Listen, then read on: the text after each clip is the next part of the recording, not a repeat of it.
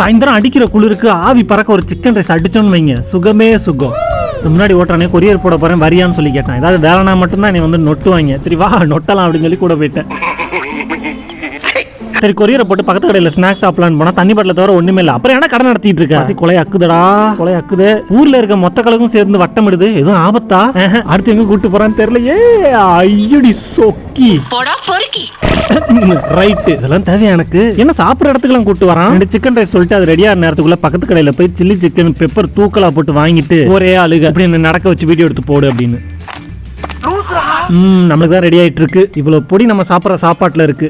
பசியில இவ்வளவு பொடி போட்டா என் வயிறு தாங்காதடா. அடடா பிளேட்டை கிட்ட கொண்டு வந்தாலே வாசம் தன்னா ஆளை இழுக்குதடா. ஆவி பறக்க சுட சுட இந்த குளிர்ல அடிச்சோம்னா நல்லா சவச்சவான் இருக்கான் பாருங்க. இங்க ஒரு கடி கொடுங்க.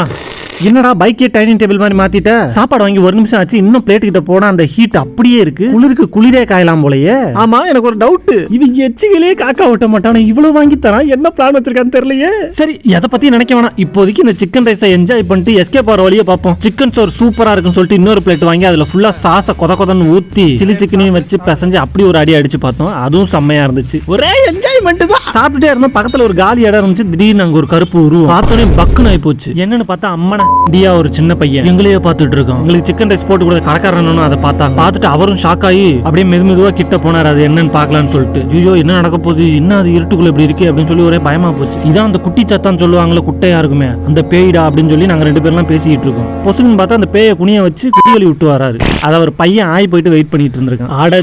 அப்புறம் அண்ணன் கழுவி விட்டுட்டு அந்த பையனையும் டவுசர் போட்டு கூட்டு வந்துட்டு அதுக்கப்புறம் போட்டாரு பாருங்க சிக்கன் ரைஸ் கையை கழுவாம.